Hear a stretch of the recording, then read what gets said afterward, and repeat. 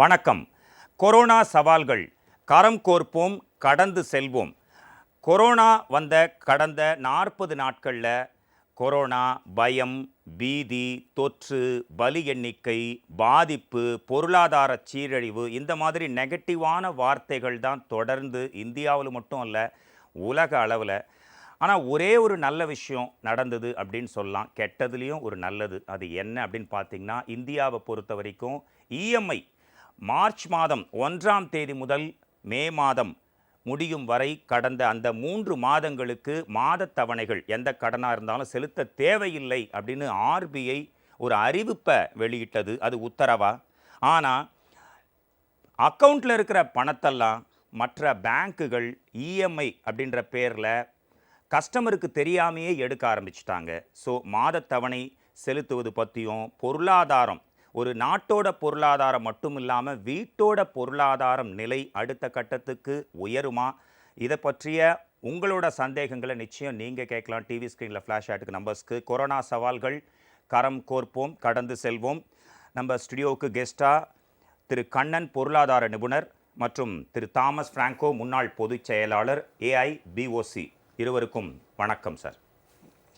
Sir, அதாவது கடந்த 6 வருடமாக 7 வருடமாகவே பொருளாதாரம் ரொம்ப மந்த நிலை தான். அது டிமானிட்டைசேஷன்லேருந்து அண்டு புது புது டேக்ஸு, ஜிஎஸ்டி, இந்த மாதிரி விஷயங்கள் நல்லா போயிட்டுருக்க பிஸ்னஸே வந்து லாஸ் ஆகிருக்கு. ஸோ இந்த சுச்சுவேஷனில் இந்தியா மீண்டு வருமா சார் நாட்டளவில்? இது வந்து இன்னும் நம்ம லாக்டவுன் முடிஞ்ச பீரியட்லேருந்து பார்க்கும்போது தான் எவ்வளோ நம்ம பின்னோக்கி போயிருக்கோம் அப்படின்ட்டு. இன்றைக்கி தேதியில் வச்சு பார்த்தோன்னா குறைஞ்சபட்சம் ஒரு 20 ஆண்டுகள் பின்னோக்கி போயிருக்கோம். நம்மளுடைய பொருளாதார நிலைமை இருக்கிற சிச்சுவேஷன் பின்னோக்கி போயிருக்கோம். நம்மளுடைய ஜிடிபி ரொம்ப பாதாளத்தில் இறங்கி போய்கிட்டே இருக்குது அப்படின்னு சொல்லிட்டு. ஏன் அப்படின்னா தொழில்துறைகள் முடங்கி போய் நிற்கிறது. விவசாயம் சார்ந்த பொருட்களும் நேரடியாக கன்சியூமருக்கு கொண்டு போய் சேர்க்க முடியாத ஒரு சூழ்நிலை இருக்கிறதுனால பொருளாதாரம் மிக பின்தங்கிய நிலைமையில தான் இருந்துட்டு இருக்கு. டியூ டு கொரோனா இஷ்யூஸ் இருக்கிறதுனால ஒரு உயிர் சார்ந்த பயம் இருக்கிறதுனாலையும் தொற்று நோயின்ற காரணத்தினாலையும் தைரியமாக அரசாங்கமும் சரி மக்களும் சரி தைரியமாக முன்னெடுத்து செய்ய முடியல. ஒரு இயல்பு வாழ்க்கை பாதிக்கப்பட்ட உடனேயே அவங்களுடைய அதை சார்ந்து இருக்கிற எல்லா விஷயங்களுமே பாதிக்கப்படும் அப்படின்னு சொல்லிட்டு ஆல்மோஸ்ட் நம்ம 40 நாட்கள் நெருங்கிக்கிட்டு இருக்கோம். இந்த 40 நாட்கள்ன்றது எந்த ஒரு சமீபத்திய நாட்களில் பார்த்தீங்கன்னா யாருமே இந்த 40 நாட்கள் இயல்பான ஒரு வாழ்க்கையை வாழாமல் ஒரு கூண்டுக்குள்ளே அடைக்கப்பட்ட மாதிரி தான் மக்கள் இருந்துட்டு ஆமாம், அந்த மாதிரியான ஒரு சூழல் தான் இருந்துகிட்ருக்கோம். ஸோ இது நீங்கள் சொன்ன மாதிரி நிறைய நல்ல விஷயங்கள் சொல்லி கொடுத்துருக்குன்னா ஒரு குடும்ப அமைப்பை இன்னும் பலப்படுத்தியிருக்கு, இல்லை இன்னும் கஷ்டப்படுத்தியிருக்கு. 2 விதங்களாகவும் நடந்துக்கிட்டு இருக்கு. அதை மீறியான விஷயம் பார்த்தீங்கன்னா பொருளாதார சேவிங்ஸ் கையில் வச்சுருந்த கொஞ்சம் சேவிங்ஸை வச்சுருந்தது எல்லாமே இன்றைக்கி கரைஞ்சி போய் நிற்குது. கூடிய சீக்கிரம் இப்போ மைனஸ்லேயே நிறைய ஃபேமிலி நியர்லி ஒரு 30 to 40% ஆஃப் பப்ளிக்கோட கையில் சேவிங்ஸே இல்லாத நிலைமைக்கு இப்போ இறங்கி இருந்திருக்கும். சேவிங்ஸில் கடன் சுமை வேற அதிகமாகிடுச்சு. நீங்கள் சொன்னீங்க பல்வேறு நல்ல விஷயங்கள் குடும்பத்தோடு இருக்கிறதால. ஆனால் குடும்ப வன்முறைகள் அதிகன்ற விஷயமும் இந்த காலகட்டத்தில் இந்தியாவை மட்டும் இல்லை, வேர்ல்டு லெவலில் குடும்ப வன்முறைகள் அதிகமாக இருக்குது. ஹஸ்பண்ட் அண்ட் ஒய்ஃப் 24 hours வீட்டிலே இருக்கிறதால. நீங்கள் எதை சொல்ல வந்தீங்க ப்ளீஸ்? பொருளாதாரம் மீண்டெழுவதற்கு 4 அடிப்படை தேவைகள் இன்னைக்கு இருக்குது. ஒன்று, அரசாங்கம் எவ்வளவு பணம் செலவிடுவதற்கு தயாராக இருக்கிறது. 2வது, ரிசர்வ் வங்கி தன்னுடைய கொள்கைகளில் மாற்றங்கள் கொண்டு வந்து எப்படிப்பட்ட கடன் திட்டங்களை அறிவிக்கப் போகிறார்கள் என்பது. 3வது, இந்த லாக்டவுனை எப்படி விட்ரா பண்ண போகிறோம், எவ்வளோ வேகமாக விட்ரா பண்ண போகிறோம். ஏன்னா திருப்பி ஒரு இண்டஸ்ட்ரி ஒர்க் ஆகணும்னாக்கி லேபர் வரணும். ஆமாம், நீங்கள் லாக்டவுனை லிஃப்ட் பண்ணிட்டீங்கன்னு சொல்லிட்டு டிரான்ஸ்போர்ட்டேஷன் அலோவ் பண்ணலைன்னு சொல்ல அந்த திருப்பி போன தொழிலாளர்கள்லாம் வர முடியாது. ஆமாம். 4வது, எப்போ இந்த கிரைசிஸ் நமக்கு இங்கே தீரப்போகுது? இந்த நோய் இன்னைக்கு கூடிகிட்டே தான் போகுது எண்ணிக்கை. நம்ம இப்போ தான் டெஸ்டிங் ஓரளவுக்கு செய்ய ஆரம்பிச்சிருக்கணும். பல மாநிலங்களில் அது ரொம்ப வேகமாக இப்போ குஜராத்தும் மகாராஷ்டிராவும் பார்த்தீங்கன்னா ரொம்ப வேகமாக தெரிகிறது. மாவட்டங்களில் சென்னை இன்னைக்கு மிக அதீதமாக இருக்குது. இன்னைக்கு குறிப்பாக ஏன்னா இப்போ தான் டெஸ்ட் பண்ண ஆரம்பிச்சிருக்கிறோம். அதனால் இருந்தது வெளியில் தெரியல. ஸோ அதனால் டெஸ்ட் பண்ணும்போது தான் நமக்கு எவ்வளோ வரும்னு தெரியும். ஸோ அது இன்னும் ஒரு மாதமா 2 மாதமா 3 மாதமானு தெரில. இல்லை, டெஸ்ட் பண்ணும் போது தெரியும் சார். மற்ற இடத்துல பார்த்தீங்கன்னா 700 1 மில்லியனுக்கு, அதாவது 10 லட்சம் பேருக்கு 700 பேரை டெஸ்ட் பண்ணாங்க அதர் வெஸ்டர்ன் கண்ட்ரீஸ் அண்ட் அமெரிக்காலலாம். ஆனால் இந்தியாவில் வெறும் 17 பேருக்கு தான் டெஸ்ட் பண்ணதா சொன்னாங்க. பட் பலி எண்ணிக்கை கம்பேர் டு அதர் கண்ட்ரீஸ், நல்ல வளர்ந்த நாடுகளை கம்பேர் பண்ணும்போது இந்தியாவில் ரொம்ப கம்மி தான். இயற்கையாக நமக்கு ஒரு எதிர்ப்பு சக்தி கூடுதல்னு சொல்கிறாங்க. நம்ம டிஎன்ஏல வித்தியாசம் இருக்குன்னு சொல்கிறாங்க. ரெண்டாவது நம்ம உணவு பழக்க வழக்கங்கள், நாம் யதார்த்தமாக பயன்படுத்தக்கூடிய இஞ்சி, கார்லிக், வீட்டில் இருக்கிற மஞ்சள் எல்லாம் அஞ்சரைப்பட்டி என்பது எல்லா வீட்லேயும் இன்றைக்கும் இருக்குது. ஸோ அதெல்லாம் கூட நமக்கு பாதுகாத்து கொள்வதற்கு உதவியாக இருந்திருக்குதுன்னு தான் பார்க்குறேன். கண்ணன் சார், ஆக்சுவலாக அமெரிக்கன்ஸை பொறுத்த வரைக்கும் ஒவ்வொரு அமெரிக்கனோட உயிர் தான் முக்கியம், பணம்லாம் அடுத்தபட்சம் தான் அப்படின்வாங்க. ஆனால் இந்தியா மேலே ஒரு பார்வை இருக்குது, இந்தியனோட உயிரை விட பொருளாதாரம் முக்கியம். ஆனால் இந்த விஷயத்தில் அமெரிக்கா மக்களோட உயிரை மதிக்கல, பொருளாதாரத்தை தக்க வைக்கணும்னு பார்த்தாங்க. அதனால தான் இந்த அளவுக்கு பலி எண்ணிக்கை. ஏன்னா இந்தியாவை பொறுத்த வரைக்கும் பொருளாதாரம் சரிந்தாலும் பரவாயில்ல, மக்களோட உயிர் தான் முக்கியம் அப்படின்னு ஒரு ஸ்டாண்ட் எடுத்திருக்காங்க. Is that correct sir? America பொறுத்த வரைக்கும் அது கேபிட்டலிஸ்டிக் கண்ட்ரி. ஸோ அவனை பொறுத்த வரைக்கும் அந்த வியாபாரம்ன்றது தான் பெரிய மூலதனமாக வச்சே பண்ணிட்டு இருக்காரு. அமெரிக்காவில் ஒரு 200 பேர் செத்தானா போர் தொடுத்துருவான் சார் ஒரு நாட்டு மேலே. ஒரு டெரரிஸ்ட் அட்டாக்கு ஒரு நூற்றுக்கணக்கான பேர் செத்தாலே போர் அறிவிப்பாங்க, அந்த அளவுக்கு ஒரு கண்ட்ரி. இந்தியா வந்து சமாதான பேச்சுவார்த்தை தான் போவோம். ஆனால் கொரோனாவை பொறுத்த வரைக்கும் இந்தியா மக்களோட உயிரை காப்பாற்றணும், பரவாயில்ல பொருளாதாரம் சீரழிஞ்சாலும் பரவாயில்லன்றாங்க. அப்படி தான் இருக்குது. இல்லை, அதாவது அங்கே பாப்புலேஷன்ஸ் இந்த கிராஃப் வச்சு பார்த்தீங்கன்னா, நிலப்பரப்பை வச்சு பாப்புலேஷன்ஸ் பார்த்தீங்கன்னா இந்தியாவோட நிலப்பரப்பை விட பாப்புலேஷன்ஸ் ரொம்ப ஹை. 135 கோடி மக்கள் இருக்கிறது வந்து நம்மளுடைய இன்ஃப்ராஸ்ட்ரக்சர்ஸில் ரொம்ப அதிகமானது. ஸோ இதில் பாதிப்பு இன்னும் அதிகமாக இருக்கும். சப்போஸ் அமெரிக்கா அளவுக்கு நம்ம கொஞ்சம் ரிலாக்ஸேஷன் கொடுத்துருந்தாலோ, தனிமனித சுதந்திரம் இங்கே கொடுத்துருந்தாலோ, இங்கே வந்து அமெரிக்கா விட ஒரு 3-4 மடங்கு கூடுதலான பாதிப்பு இருக்கும். அது வந்து நம்ம கொஞ்சம் காலம் கடந்து இந்த முடிவு எடுத்தால் கூட எடுத்ததை ரொம்ப ஸ்ட்ராங்காகவே இம்ப்ளிமெண்ட் பண்ணோம். அதனால் வந்து இன்றைக்கி வந்து ஒரு கண்ட்ரோல்குள்ளே இருந்துகிட்டு இருக்கோம். இன்றைக்கும் நீங்கள் சொல்கிறீங்க சென்னை ரொம்ப அதிகபட்சமாக போய்கிட்டு இருக்குது. தமிழ்நாடு பொறுத்த வரைக்கும் சென்னை ரொம்ப அதிகமாக தான் இருக்குது. சவுத் இந்தியா பொறுத்த வரைக்குமே சென்னை ரொம்ப அதிகமாக தான் இருக்குது. பாப்புலேஷன் அதிகம், பட் கொஞ்சம் கேர்லெஸ்ஸாகவும் இருக்கிறாங்க. நம்ம வந்து 95% மக்கள் கரெக்டாக இருக்காங்க. ஒரு 5% மக்கள் கொஞ்சம் விளையாட்டுத்தனமாகவோ இல்லை அவங்களுடைய முதல்ல பேசிட்டு இருந்த மாதிரி தான், அவங்களுடைய வறுமையினால் அவங்க வந்து பண தேவைகளுக்காகவும் இந்த உணவு தேவைகளுக்காகவும் வெளியில் வர வேண்டிய சூழல் வருது. ஸோ அந்த மாதிரி வரும்போது அதோட வீரியம் கொஞ்சம் அதிகமாகிட்டே இருக்குது அப்படின்றது தான் சார். மக்கள் கட்டுக்கோப்பாக இருந்தாலும் திடீர்னு 4 மாநகராட்சிகள் 3 மாநகராட்சிகளை ஊரடங்கு இன்னும் அதிகம் அப்படின்னா மக்கள் கூட்டமாக நிற்கிறாங்க. நேச்சுரலி அது எல்லாருக்கும் இயற்கை தான். அதை பற்றியும் பேசலாம். குறிப்பாக இஎம்ஐ பொருளாதாரம் ரொம்ப கேள்வி இருக்குது, அது மக்களே கேட்பாங்கன்னு நினைக்கிறேன். நேயர் முதல் காலர் காத்துட்ருக்கார். வணக்கம், உங்கள் பேர் சொல்லுங்கள், எங்கேருந்து கால் பண்ணுறீங்க? சார் வணக்கங்க, நான் ஜெயபிரகாஷ் திருப்பூர்லேருந்து பேசுகிறேங்க. சொல்லுங்கள் சார் உங்கள் கேள்வி. அதாவது கொரோனாவால் பொருளாதாரம், தொழில், வேலை வாய்ப்பு எந்த அளவுக்கு பாதிக்கப்பட்டிருக்கு, இது சம்மந்தமான கேள்வி கேளுங்க சார் ப்ளீஸ். சரிங்க சார், ஆக்சுவலாக இப்போ இஎம்ஐ வாங்கியிருக்குதுங்க பர்சனல் லோனுங்க. அது இப்போ இந்த இஎம்ஐ வந்து நம்ம எத்தனை நாள் கழிச்சு கட்டுற மாதிரி இருக்குங்க? இந்த 3 மாதம் இஎம்ஐ அது எப்படி வருங்க? ஓகே, அவர் பர்சனல் லோன் பிஎல் வாங்கியிருக்கார் சார். எப்போலேருந்து கட்ட ஆரம்பிக்கலாம் சார்? நீங்கள் எத்தனை மாதம் பெண்டிங் இருக்குன்னு கேட்குங்க. நீங்களே பேசுங்க சார், லைனில் இருக்கார் சார். உங்களுக்கு இன்னும் எத்தனை மாதம் நீங்கள் கட்ட வேண்டியிருக்கு சார்? எனக்கு இன்னும் 20 மாதம் இருக்குங்க சார். ஓகே, நான் இந்த 3 மாதம் தவணைங்க நான் மறுபடியும் எப்படி கட்டுற மாதிரி இருக்குங்க? நீங்கள் ஒரு இஎம்ஐயோட 50% 60% நீங்கள் கட்ட வேண்டியதாக இருக்கும் சார். மேபி ஒரு 10,000 ரூபாய் கட்டுறீங்கன்னா இன்னொரு 5,000 6,000 கூடுதலாக கட்ட வேண்டிய வாய்ப்புகள் இருக்குது சார். சரிங்க சார், சரிங்க சார். நான் இஎம்ஐ வந்து இன்க்ரீஸாக கட்டணுங்களா? அதாவது நான் கட்ட வேண்டிய தொகை வந்து சேர்த்து கட்டுற மாதிரி இருக்குங்களா? அது எப்படின்னு கேட்குறீங்க? ஆமாம், உங்களோட என்ஓசி நீங்கள் ஃபைனலாக வாங்குவீங்களா? லோன் முடிஞ்சதுக்கப்புறம் என்ஓசி வாங்குற நேரத்தில் அந்த கூடுதலாக முடியும் போது தான் பேங்க் உங்களுக்கு அந்த என்ஓசி கொடுக்கும். சார் தெளிவாக சொல்லுங்கள் சார். இந்த 3 மாதம் கட்டலைன்னா அவர் இந்த 3 மாத டியூவை எப்போ கட்டணும், அந்த 3 மாத டியூக்கான வட்டி இருக்கா, இந்த மாதிரி விஷயங்கள் தெளிவாக சொல்லுங்கள் சார் அவருக்கு ப்ளீஸ். நேர் என்ன சொன்னாருன்னு சொன்னால் 20 மாத தவணை பாக்கி இருக்குதுன்னு சொன்னார். இந்த 20 மாத தவணை இந்த 3 மாதம் கட்ட வேண்டாம். அப்போ அவருக்கு அந்த 3 மாதம் கூடுதலாக தவணை கட்ட வேண்டியது 23. ஆமாம், மொத்தத்தில் அவர் கட்டுறது 20 இன்ஸ்டால்மெண்ட் தான். ஆனால் அது வந்து கூட ஒரு 3 மாதம் பீரியட், 23 மாதம். இந்த பீரியடுக்கு கட்டாயமாக வட்டி உண்டு. வட்டி தள்ளுபடி செய்யப்படவில்லை. பலரும் கோரிக்கை வச்சுக்கிட்டு இருக்காங்க, அரசாங்கம் அந்த வட்டியை தள்ளுபடி செய்யணும்னு சொல்லி. இது வரைக்கும் அந்த மாதிரி எந்த உத்தரவும் வரல. அதனால உங்களுடைய இன்ஸ்டால்மெண்ட் தள்ளி போகும்போது அந்த வட்டிக்கு வட்டி போடுறதுனால கொஞ்சம் இன்ஸ்டால்மெண்ட் இப்போ கட்டுறதை விட கடைசி இன்ஸ்டால்மெண்ட் கொஞ்சம் கூடுதலாக 20 மாதம்னும் போது இதில் பெரிய வித்தியாசம் வராது.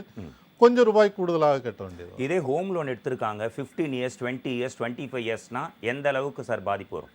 அதாவது ஒரு 15 ஆண்டுகளுக்கான கடன் பாக்கி இருக்குதுன்னு சொன்னால் குறைந்தபட்சம் அவங்களுக்கு ஒரு 10 இன்ஸ்டால்மெண்ட் கூடுதலாக கட்ட வேண்டியது ஒரு 2 லட்சம் ரூபாய் எக்ஸ்ட்ரா இருக்கும். ஒரு 30 lakhs கடன் வாங்கியிருந்தா இல்லைங்களா?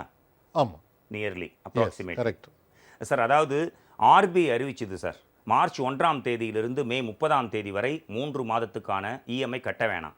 இது அறிவிப்பா உத்தரவா சார் வங்கிகளுக்கு? இது அறிவிப்பு. ம். அதில் அவங்க சர்க்குலரில் தெளிவாக சொல்லியிருந்தது என்னன்னு சொன்னால், தி பேங்க்ஸ் மே கன்சிடர் டெஃபரிங் தி மாரட்டோரியம்.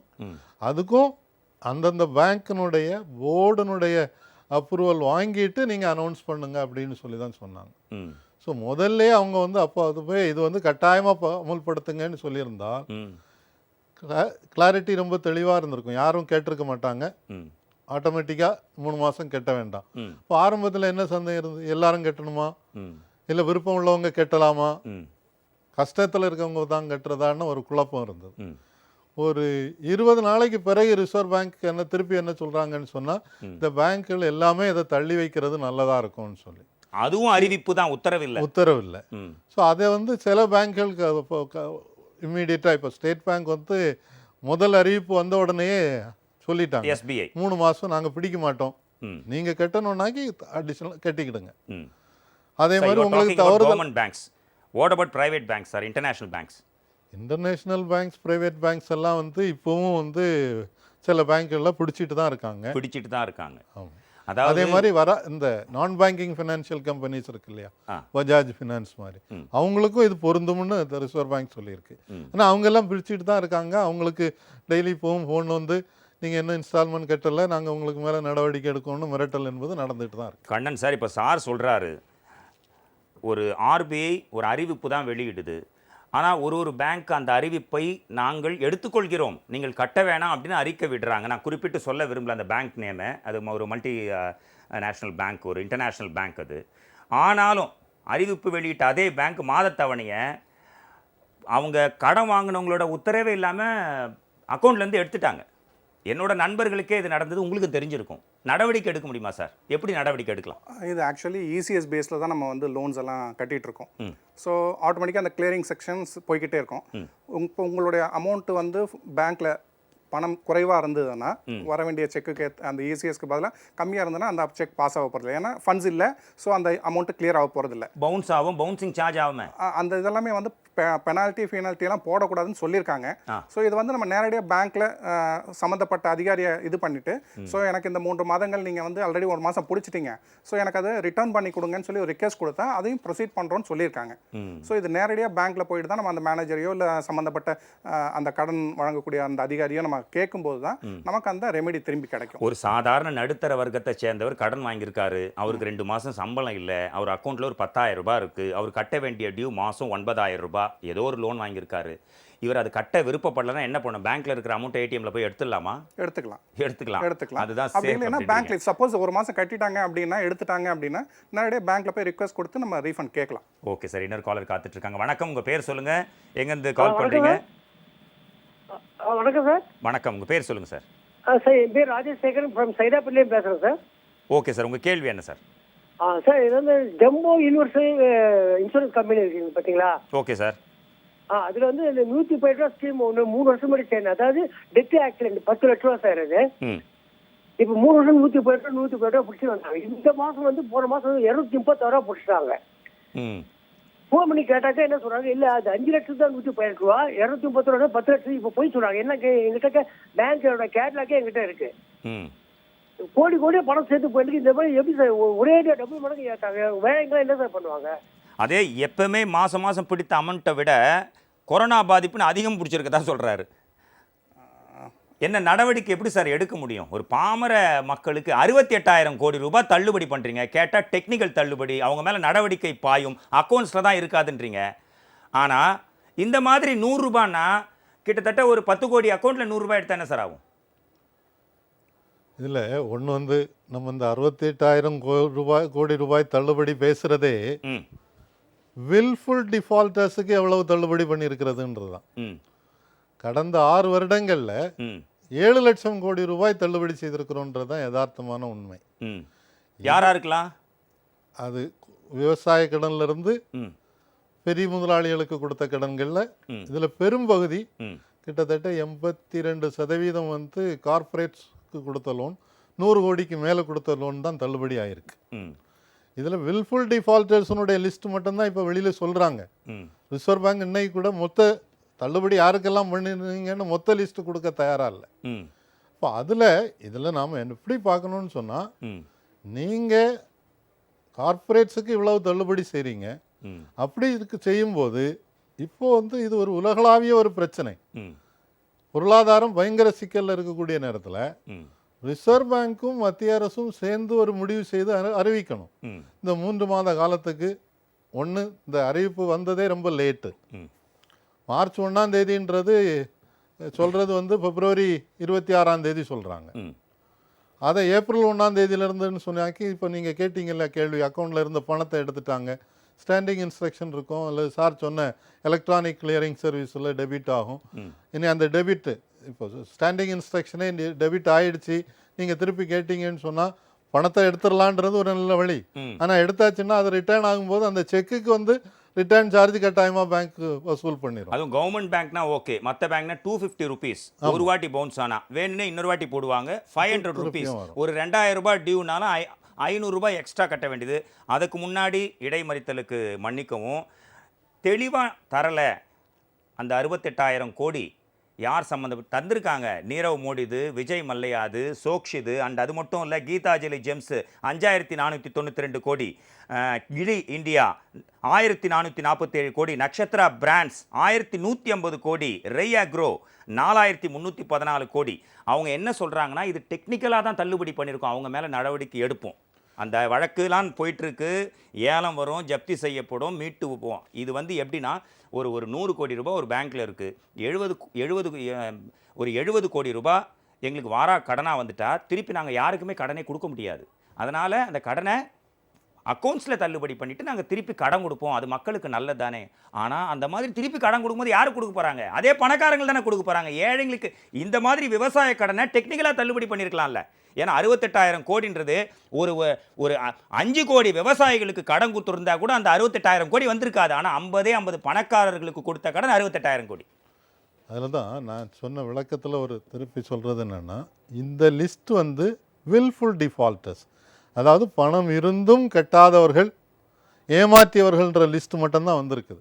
இது இல்லாமல் பெரிய லிஸ்ட் இருக்குது, அது ஒன்று. ரெண்டாவது, இந்த மாதிரி தள்ளுபடி செய்யும்போது ஒரு பொருளாதார நெருக்கடி இருக்கக்கூடிய சூழ்நிலையில் சாதாரண மக்களுக்கும் ஒரு 3 மாதத்திற்கோ 6 மாதத்திற்கோ அந்த குறைந்தபட்சம் வட்டியாவது அரசாங்கம் தள்ளுபடி செய்தால் தான் இந்த பொருளாதாரத்தை தூக்கி நிறுத்த முடியும். நீங்கள் ஆரம்பத்தில் கேட்டீங்க இல்லையா, பொருளாதாரம் மீண்டு வருமா? மீண்டு வரணும்னு சொன்னால் அரசாங்கம், இது ஏற்கனவே பல நாடுகளில் செய்திருக்காங்க. நீங்கள் அமெரிக்கா கூட சொன்னீங்க இல்லையா, அவங்க என்னைக்கு லாக்டவுன் அனௌன்ஸ் பண்ணாங்களோ அதுக்கு அப்போவே என்ன அனௌன்ஸ் பண்ணிட்டாங்கன்னா, ஒரு வருமானம் $75,000 கீழே இருக்கக்கூடிய எல்லா பேருக்கும், தனிநபருக்கு ஒரு மாதத்துக்கு $1,200 உங்கள் அக்கௌண்ட்டில் போட்டுருவோன்ட்டாங்க. ஒரு குழந்தைன்னா $500 போடுறோன்னு சொல்கிறாங்க. ஆட்டோமேட்டிக்காக அது நடந்துகிட்டு இருக்கு. அப்படி இருக்கும்போது நீங்கள் பிச்சைக்காரர்கள் மாதிரி ஓடி போய் சாப்பாட்டுக்காக கெஞ்ச வேண்டிய சூழ்நிலை வராது. நம்ம லாக்டவுன் அனௌன்ஸ் பண்ணோம், ஆனால் அந்த பொருளாதாரத்தில் பின்தங்கியவங்களுக்கு ஒரு என்ன நிவாரணம் கொடுப்பதுன்றதுக்கு எந்த திட்டமும் உருவாக்காமல் செய்தது தான் நம்ம நாட்டில் இருந்த ஒரு பெரிய தவறுன்னு. மத்திய அரசு நிதி திரட்டுது, மாநில அரசு நிதி திரட்டுது, மத்திய அரசு மாநில அரசுக்கு நிதி கொடுக்குது கோடி கோடியா. இந்த நிதியெல்லாம் அக்கௌண்ட்டில் ஒவ்வொரு குடும்பத்துக்கோ ரேஷன் அட்டைதாரர்களுக்கு அனுப்ப வேண்டியது தானே. வெறும் கொரோனா ஹாஸ்பிட்டல், கொரோனா வார்டு, கொரோனாக்கு ட்ரீட் பண்ணுற டாக்டர்ஸ்க்கு அத்தனை கோடி ரூபாய் போதும். இதை பற்றி பேசலன்னு ஒரு காலர் இருக்காங்க. வணக்கம். வணக்கம், உங்க பேர் சொல்லுங்க, எங்க கால் பண்றீங்க? வணக்கம், நான் சென்னையில இருந்து ராஜமோகன் பேசுறேன் சார். ஓகே சார், உங்க கேள்வி என்ன சார்? சார், ஒரு பிரைவேட் பேங்க்ல இருந்து நான் கிரெடிட் கார்டு வாங்கி யூஸ் பண்ணிட்டு இருக்கேன். ஓகே, ரொம்ப நாளா யூஸ் பண்ணிட்டு இருக்கேன். So far there is no problem actually. இப்போ வந்து என்ன ஆயிடுது அப்படின்னா, மார்ச் மாதம் ஒரு டிரான்சாக்ஷன் பண்ணியிருந்தேன். அதுக்கு வந்து அந்த இதுக்கு வந்து பேமெண்ட்டும் பண்ணிட்டேன். அது பண்ண பிறகு அடுத்த மாசம் பில்லுல அதை வந்து இஎம்ஐ கன்வெர்ட் பண்ணி அதுக்கு இன்ட்ரெஸ்ட் அண்ட் நார்மல் பிரின்சிபல் அமௌண்ட்டையும் போட்டுட்டு இருக்காங்க. அதை வந்து நான் கம்ப்ளைண்ட் பண்றதுக்காக ஆப் மூலமா கம்ப்ளைண்ட் பண்ணி பாக்குறேன், I am not able to reach them. ம். போன் மூலமா கம்ப்ளைண்ட் பண்ணாலும் அதுக்கு ரீச் பண்றது கிடையாது, ரீச் ஆக முடியல. அவங்க கொடுத்துருக்க இமெயில் ஐடிக்கு வந்து நான் மெயில் போட்டுக்கிட்டு இருக்கேன், அதுக்கும் வந்து ரெஸ்பான்ஸே கிடையாது. அதுக்கு வந்து ஆட்டோமேட்டிக்கா பவுன்ஸ் ஆகிட்டே வருது. இப்போ வந்து யாரையும் கான்டாக்ட் பண்ண முடியாது அப்படின்றது. இது வந்து எந்த வழியில சார் இது கரெக்டா இருக்கும்? சார் பேங்க் அப்படின்னாலே முதல்ல எண் 1 அழுத்தவும், அடுத்து எண் 9 அழுத்தவும், மீண்டும் பழைய மெனுக்கு வர இது கேட்குறதுக்கு ஒரு 1/2 மணி நேரம் ஆகும். அதுக்கப்புறம் காலர் கிடச்சா கூட அந்த எந்த அளவுக்கு ரூடாக ரஃப்பாக பேசுகிறாங்க, even though it's been record ஆனால் கூட அவங்க அதுக்கெல்லாம் பயப்படுறதில்ல. நம்ம எவ்வளோ வாட்ஸ்அப்பில் பார்த்துருக்கோம். இந்த மாதிரி பாமர மக்கள், இவர் படித்தவர், இவருக்கே கிரெடிட் கார்டு வச்சுருக்க ஒரு படித்தவரே ஏமாத்துறாங்க. எப்படி சார் நடவடிக்கை எடுக்கிறது? என்ன நடவடிக்கை? இது சட்டபூர்வமான நடவடிக்கை தான் போகணும். பேங்க்ஸ் பொறுத்த வரைக்கும் ஒரு அத்தாரிட்டி இருக்காங்க. ஸோ அதில் வந்து டேரெக்டாக வந்து ஒரு கிரெடிட் கார்டு கம்ப்ளைண்ட்ஸ் வந்து தைரியமாக அங்கே இது பண்ணலாம். எனக்கு பேங்க் சைட்லேருந்து இந்த மாதிரியான ப்ராப்ளம்ஸ் இருக்குது அப்படின்னு சொல்லி 30 ஒர்க்கிங் டேஸ்க்குள்ளே அதை ரெக்டிஃபை பண்ணி கொடுக்கணும் அப்படின்றதே ஒரு அத்தாரிட்டிஸ் இருக்குது. ஸோ அந்த விதத்தில் அவர் போய் அவருடைய ப்ராப்ளம் பண்ணலாம். பட் எல்லாமே இந்த கிரிட்டிக்கல் சுச்சுவேஷனில் அது விடுண்டு. பட் என்ன டிலே ஆனாலுமே அந்த டிலேக்கு உண்டான பேமெண்ட் அந்த கன்சியூமர் வந்து கஸ்டமர் வந்து பே பண்ணி தான் ஆகணுன்ற மாதிரி தான் இருக்கும். திரு கண்ணன் பொருளாதார நிபுணர், திரு தாமஸ் பிராங்கோ முன்னாள் பொதுச் செயலாளர், AIBOC இருவரும் மீண்டும் இணைகிறார்கள். சார் நான் ஆல்ரெடி கேட்டு தான் சார். தாமஸ் சார், ஆக்சுவலாக எவ்வளோ fund sir central government collect பண்ணுது, ஸ்டேட் கவர்மெண்ட்டு எவ்வளோ பேர் டாட்டாலேருந்து எல்லாம் கோடியாக கொடுத்துருக்காங்க. அந்த ஃபண்டுலாம் எங்கே சார் அக்கௌண்ட்டுக்கு ட்ரான்ஸ்ஃபர் பண்ணலாமா சார்? டிஜிட்டல் இந்தியா வச்ச சார் ஒன்று இதில் ஒரு திறந்த நடவடிக்கை என்பது இன்னைக்கு நடக்கலை. அங்கங்கே பத்திரிகையில் டாட்டா 1500 கோடி கொடுத்தாரு, விப்ரோவில் 1300 கோடி கொடுத்தாங்க, நடிகர்கள் இவ்வளோ கொடுக்காங்கன்ற வருதே தவிர இதுவரைக்கும் இந்த அக்கௌண்ட்டில் ஒரு நாளைக்கு இன்னைக்கு நீங்கள் சொன்ன மாதிரி டிஜிட்டல் எல்லாமே அக்கௌண்ட்டில் கிரெடிட் ஆகுது. இன்னைக்கு இவ்வளோ கிரெடிட் வந்தது, அதில் இவ்வளோ பணம் இந்த மாநிலத்துக்கு ஒதுக்கி இருக்கிறோம் அல்லது இந்த செலவுக்காக ஒதுக்கி இருக்கிறோம், அது இதுவரைக்கும் சொல்ல ஆரம்பிக்கலை. இல்லை மாநிலத்துக்கும் ஒரு அமௌண்ட் கொடுத்துருக்காங்கல்ல சார்? மாநிலத்துக்கு கொடுத்துருக்கிறது இன்னைக்கு வந்து டிசாஸ்டர் ரிலீஃப் ஃபண்டிலிருந்து கொஞ்சம் பணம் கொடுத்துருக்கு, பேரிடர் நிதி. ப்ளஸ் வந்து ஜிஎஸ்டி ரீஃபண்டு கொடுக்காமல் இருந்ததில் ஒரு பகுதி கொடுத்துருக்காங்க, அதுவும் முழுமையாக கொடுக்கல. ஆக்சுவலாக இன்னைக்கு பல மாநில அரசுகளுடைய நிலைமை ரொம்ப மோசமாக இருக்குது, பிச்சை எடுக்கக்கூடிய சூழ்நிலையில் இருக்காங்க. ரொம்ப பாதிக்கப்பட்டிருக்கக்கூடிய ஒரு மாநிலம் அண்டை மாநிலமாக இருக்கக்கூடிய கேரளம். அவங்களுக்கு இன்னைக்கு வெளியிலேருந்து ரெமிட்டன்ஸ் இல்லை, பொருளாதாரம் டோட்டலாக அவுட்டு. கடன் வாங்குறதுக்கு கூட அரசாங்கம் என்ன சொல்லுதுன்னாக்கி நீங்கள் வெளியில் மார்க்கெட்டில் கடன் வாங்கிடுங்க அப்படின்னு சொல்லுது. அப்போ 9% வட்டி கொடுக்க வேண்டியது. அவங்க என்ன கேட்குறாங்கன்னா, ரிசர்வ் பேங்க் வந்து மற்ற வங்கிகளுக்கு நீங்கள் 4.4% வட்டி தானே வாங்குறீங்க, ஒரு 5% கூட எங்கள்கிட்ட இருந்து எங்களுக்கு நேரடியாக கொடுங்க, அப்போ நாங்கள் அதை வந்து பொருளாதாரத்தை தூக்கி நிறுத்துறதுக்கு பயன்படுத்துவதற்கு உதவியாக இருக்கும்னு கேட்குறாங்க. சார் அந்த அளவுக்கு பொருளாதாரத்தில் கீழ்நிலையில் இருக்கிற கேரளா கூட ஒரு வீடியோ வைரலாக இருக்குது சார். இன்னைக்கு இல்லை சார், ஒரு மாதமாக புது வீடியோஸ் வந்திருக்கு, வீடு தேடி வருது சார். ஒரு பேக்கில் ஒரு ஃபோட்டோ கூட இல்லாமல் துவரம்பருப்பு, கடுகு, எண்ணெய், வெல்லம், இந்த மாதிரி ஒரு 20 பொருட்கள் வீடு தேடி வந்து கொடுத்துட்டு போகிறாங்க. ஆனால் இங்கே 1000 ரூபாய் கொடுக்குறாங்க. எப்படி சார் பத்தும்? இல்லை, கேரளத்தில் ஆரம்பத்திலேயே இதுக்குன்னு ரொம்ப சுதாரிச்சுட்டு 20,000 கோடி ரூபாய் அந்த மாநில அரசு ஒதுக்கி அறிவித்தாங்க. இம்மீடியட்டாக ஒரு பிளான் ஆஃப் ஆக்ஷன் போட்டு பஞ்சாயத்து லெவலில் இருந்து இதை எப்படி டிஸ்ட்ரிபியூட் பண்ணுறது, அதே நேரத்தில் ஊரடங்கையும் கட்டுப்படுத்துவது அப்படின்றத திட்டமிட்டு செய்ததுனால இன்னைக்கு உலகத்துக்கே ஒரு மாதிரியாக அதை சொல்கிறாங்க. ஆனால் தமிழ்நாட்டை பொறுத்தவரையில் நமக்கு கொடுக்கக்கூடிய இந்த 1000 ரூபாய் என்பது, அது போக கொடுக்கக்கூடிய கொஞ்சம் அரிசி பருப்பு இது என்பது உங்களுக்கு பெரிய அளவுக்கு குடும்பத்தையே பராமரிக்க முடியலைன்றதான் கீழ்மட்டத்தில் இருக்கக்கூடிய. எனக்கு சுய உதவி குழுக்களோட தொடர்புகள் இருக்குது, அவங்கள்ட்டெல்லாம் கேட்கும்போது இப்பவும் கஷ்டப்படுறோம் சார், நீங்கள் ஏதாவது வேறு ஏதாவது தொண்டு நிறுவனங்கள் மூலமாக கொஞ்சம் உதவி செய்ய முடியுமான்னு கேட்கக்கூடிய நிலைமையில தான் இருக்காங்க. அப்போது மாநில அரசு மத்திய அரசுகிட்ட கேட்டு வாங்கி அல்லது கடன் வாங்கி, இந்த காலகட்டத்தில் கடன் கூடுதல் வாங்குறதுல தப்பு இல்லை. நம்ம வந்து நான் சொல்கிறது என்னென்னா, இப்போ இந்த ஃபிஸ்கல் டெபிசிட்னு சொல்லி 3.5% மேலே கடன் வாங்கக்கூடாது அப்படின்றத எடுத்துடணும். உலக வங்கியே நீங்கள் அதை ரிமூவ் பண்ணலான்னு சொல்லிடுச்சு. அமெரிக்கா இன்னைக்கு ஜிடிபியினுடைய 16% வந்து ஃபிஸ்கல் டெபிசிட் வந்துடுச்சு, கடன் வாங்கி தான் செலவழிக்கிறாங்க.